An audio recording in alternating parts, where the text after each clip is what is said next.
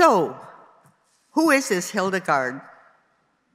Hildegard lived from 1098 to 1179 during the period called the Dark Ages, 400 years before Galileo discovered the basic scientific facts of our Earth's physical existence in the universe. She was a Benedictine abbess who founded her second abbey at Bingen on the Rhine River. The nuns at her first convent in Disse-Bodenberg had elected her at the age of 39 to be their leader as Magistra, Mother Superior. She was an incredibly gifted woman, a polymath, meaning a person of great abilities who achieves excellence in several areas of knowledge. She authored numerous literary and religious works. She was an herbalist, medical practitioner, naturalist, philosopher, theologian, and mystic, and finally recorded the strange, religiously inspired visions she had experienced throughout her life. In fact, in Germany, Hildegard von Bingen is considered the founder of scientific natural history.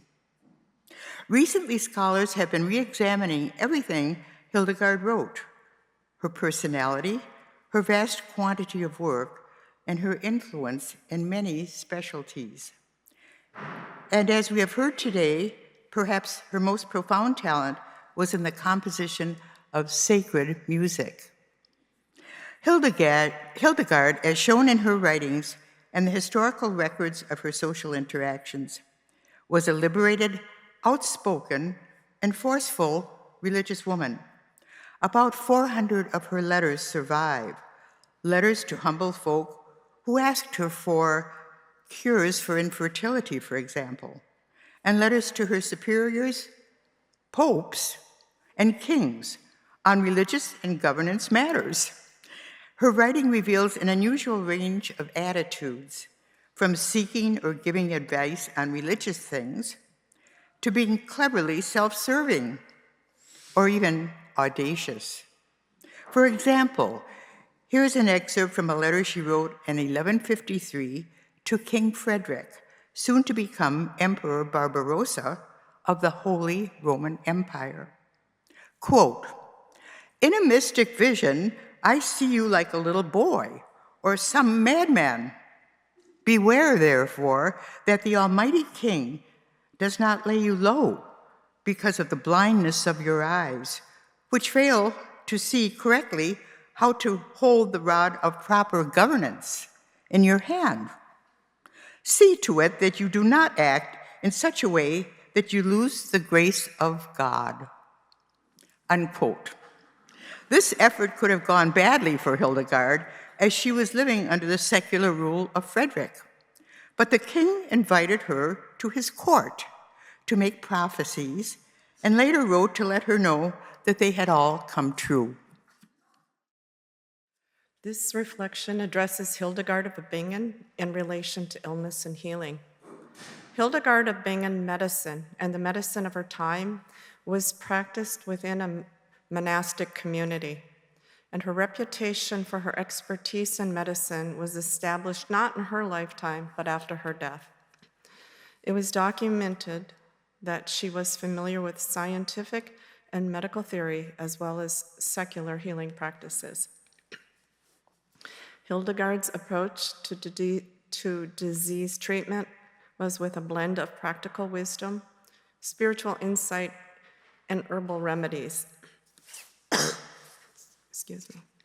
She used herbs and plants extensively for healing. She believed that God provided these natural substances for the well-being of humanity. Some of the herbs she used included fennel, lavender, sage, and chamomile. They were used in various forms, such as teas, tinctures, and poultices.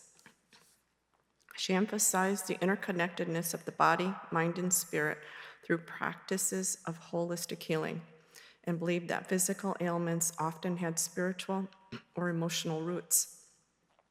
Her treatments aimed to address both the physical symptoms and the underlying spiritual disharmony.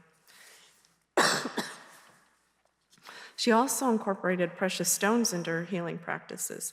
For instance, she used emeralds for its supposed ability to balance emotions and promote overall well-being. Regarding her approach to diet and lifestyle, she advocated for a balanced diet and moderation in all things. She believed that food played a crucial role in maintaining health and encouraged fasting, consuming fresh foods, and avoiding excesses. Hildegard composed music that she believed had healing properties. She saw music and vibration as a way to restore balance and harmony within the body. Her holistic approach also included prayer, meditation, and spiritual practices that aligned oneself with divine energy and facilitated healing. Hildegard elaborated on the medical and scientific relationship between the human microcosm and the macrocosm of the universe, focusing on the interrelated patterns of the four elements, that being fire, air, water, and earth, of the four seasons, of the four zones of earth, polar, temperate, dry, and tropical, and of the four major winds, that being the eastern taking in the air, western air winds mixing with clouds, southern fire, and the northern winds holds the frost outside. The healing philosophy of Hildegard is addressed in a book titled Slow Medicine, written by Victoria Slow, a geriatrician who worked at Laguna Honda Hospital while completing her master's and her PhD work on Hildegard of Bingen, medicine and philosophy. She opened the Echo Medicine Project at Laguna Honda on a long-term care unit, embracing Hildegard's philosophy of the body as a garden and the healing power of nature and the importance of healing through touch versus the flawed American healthcare approach with its algorithms, requirements, regulations, and mandates. She wrote about this in a book titled God's Hotel, which we have in the book corner here in the King Room. Followers and students of Hildegard have stated, technologies are not the enemy. We can use them while incorporating simple, natural practices derived from ancient techniques and natural substances without demonizing modern medicine or romanticizing past practices. So it's a little treat. I put on the table in the back a recipe by Hildegard for antidepressant cookies.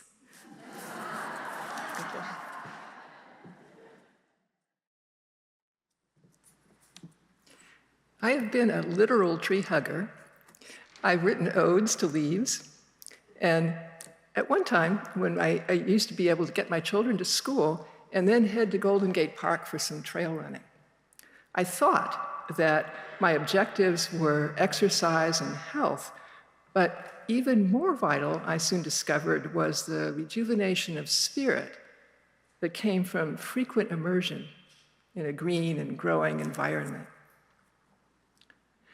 These are some of the reasons that I resonate with Hildegard's concept of Viriditas, a Latin word that translates literally to something like greening, with connotations of freshness and vitality. She wasn't the first writer to use the term in a theologic context, but it was never in common usage, whereas it appears repeatedly in Hildegard's works, whether they're spiritual, poetic, botanical, medicinal. Her Viriditas arises in many contexts. It is what drives plants to grow and flourish, that which brings health of both body and soul to humans, the creative force which underlies the existence and history of the world. Hildegard's work as a gardener may have contributed to her attraction to the word. Like Dolores, she was just 8 years old when she left home for a religious education. In the care of her older cousin, Jutta, her first teacher and mentor throughout her youth, among her earliest lessons were in identifying, caring for, and making curative use of plants. One of the essential functions of a monastery was to be a place of refuge and healing, not only for the residents, but for others from the surrounding area. While Hildegard lived between stone walls, she nonetheless remained part of and inspired by the verdant world, by Viriditas. And metaphor and imagery came naturally to her. Judith was revered as a mystic, and so would Hildegard be once she dared reveal to others the visions she had experienced since earliest childhood. Strange and vivid scenes observed not, she explained, with her outer physical eyes, but with the eyes of her soul. Her first book recorded 26 of them, both in words and paintings. They were framed in a medieval Christian account of the human relationship to the divine. And some of the images you've seen are from that book. For me, Hildegard's use of Viriditas can shimmer with a mystic ecstasy. It occurs again in the next song, and I hope this recent translation, as well as the music, may move you as well. Most noble evergreen, with your roots in the sun, you shine in the cloudless sky of a sphere no earthly eminence can grasp, enfolded in the clasp of ministries divine. You blush like the dawn, you burn like a flame of the sun.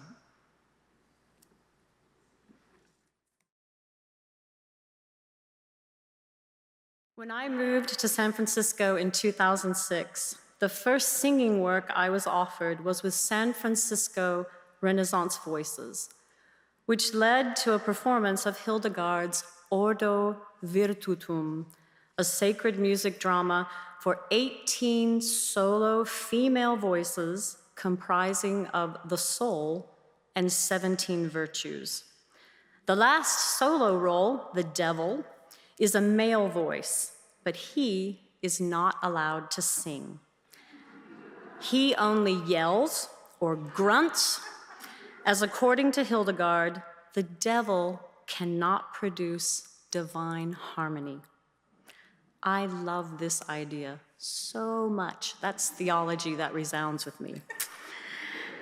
This was my first introduction to Hildegard's music and her life. Hildegard was never classically trained in composition. She was self-taught, although not in a way that many people would expect.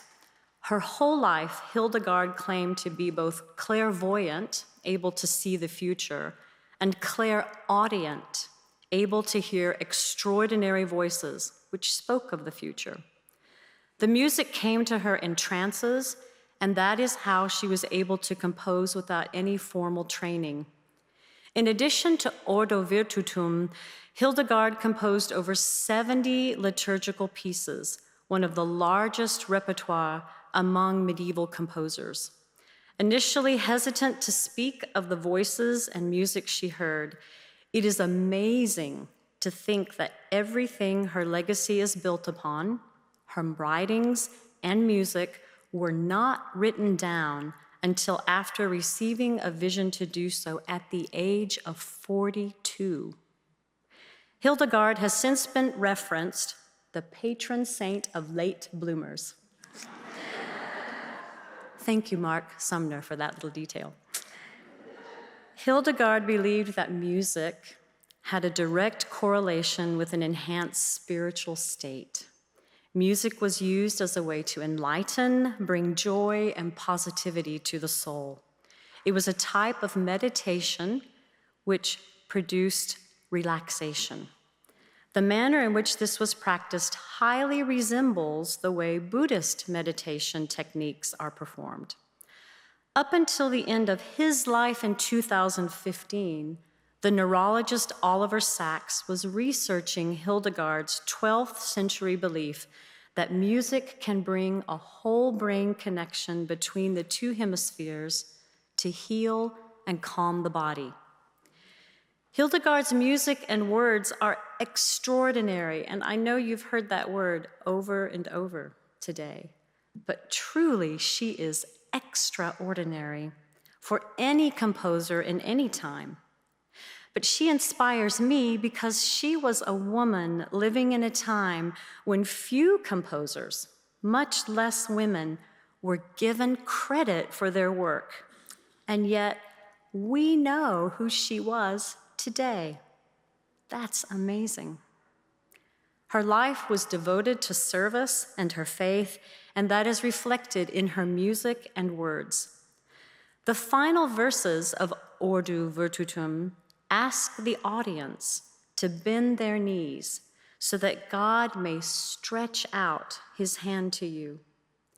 The final word, porigat, which means stretch out, is set to 39 notes, the longest melisma in the play.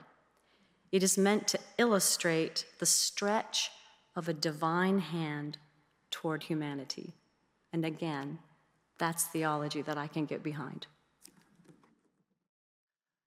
I first learned about Hildegard of Bingen when I was a college student in the 1970s, but I didn't meet her in a class. Instead, I became acquainted with Hildegard as part of Judy Chicago's 1979 art installation, The Dinner Party, at the San Francisco Museum of Modern Art. This ambitious, groundbreaking work included exquisite table settings for 39 women in history. Chicago and her team created an elaborate triangular table. Each of the three wings of the table featured uniquely designed place settings for 13 women. The first was the primordial goddess. The last was Georgia O'Keeffe. Hildegard's place setting is based on the structure of a Gothic cathedral, and her plate is painted as a rose window, the central stained glass window in any cathedral, often considered the spiritual center of the church. I will forever associate Hildegard primarily with the beauty of women's creativity and spirituality. Hildegard has captured the imagination of so many scholars, painters, poets, playwrights, novelists, filmmakers, and musicians. This morning, we've heard a sampling of her glorious sacred music. As a writer, public speaker, and poet, Hildegard transcended bans and barriers to women expressing ideas publicly. And as we've heard, she was particularly prolific in the second half of her long life. At 42, she began work on a book of theology, Scivias, which prompted close scrutiny by the Pope. Hildegard frequently compared herself to a feather, which floats on the air not because of any power of its own, but because it's upheld by a power outside itself.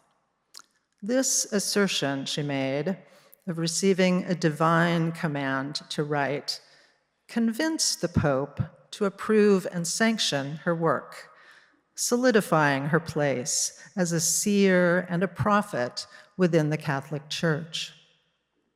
In addition to hundreds of letters and sacred texts with music, Hildegard eventually wrote 3 books on theology, 2 books on medicine and herbology, and in the 1160s, she traveled throughout Germany, preaching both in monasteries and in public settings to denounce clerical corruption and call for widespread reform. Dare we call her an activist? When Dolores invited me to participate in today's service, I turned to Jane Hirschfield's beautiful 1994 anthology, Women in Praise of the Sacred, 43 Centuries of Spiritual Poetry by Women. And I was reminded immediately of the legacy and connection that Hildegard has on contemplative poetry, even in our time. Like Hildegard, we poets in the 21st century aim to deepen our wisdom, revere nature, and do all we can to nourish humanity and peace in a complex world. It's something that is everywhere in Hildegard's work. I'd like to end with her poem, O Ignis Spiritus Paracliti, which speaks across the centuries of the spirit or the life force within us all.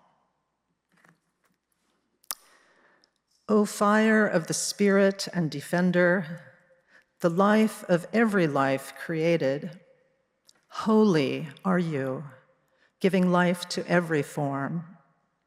Holy are you, anointing the critically broken. Holy are you, cleansing the festering wounds. O breath of holiness, O fire of love, O taste so sweet within the breast that floods the heart with virtue's fragrant good. O clearest fountain in which is seen the mirrored work of God, to gather the estranged and seek again the lost. O mighty course that runs within and through the all, up in the heights, upon the earth, and in the every depth, you bind and gather all together. From you, the clouds flow forth, the wind takes flight, the stones their moisture hold, the waters rivers spring, and earth viridity exudes. You are the teacher of the truly learned, whose joy you grant through wisdom's inspiration. And so may you be praised, who are the sound of praise, the joy of life, the hope and potent honor, and the giver of the gifts of light. Thank you, that was very moving. Here are some closing thoughts. I hope you enjoyed hearing about this extraordinary woman and all the ways she mothered the world, doing what mothers do, even in her unconventional role and ways, challenging, prodding, nurturing those around her, and trying to hold the world accountable for being better and wiser. And I especially hope we were reminded of our calling to bring our gifts to the world unapologetically, as Hildegard did, with aplomb and gutsiness at a time when it was quite difficult for a woman to do so. In conclusion, Hildegard, like us, lived in a perilous time of ongoing power struggles, often spilling into warfare, as we see every day. During her era, there were conflicts among secular rulers, between secular and religious authorities, between the European Crusaders and the Islamic forces which claimed much of the Middle East, and even within the church itself. Hers was a time of instability. So therefore, it seems appropriate now to end our service with words that express her hopes and ours for our world. Dona Nobis Pacem, give us peace. We will sing it first in monophony and then layer it over and upon itself in a round. Mark will instruct us. Please rise in body and spirit as our singers lead us in hymn number 388.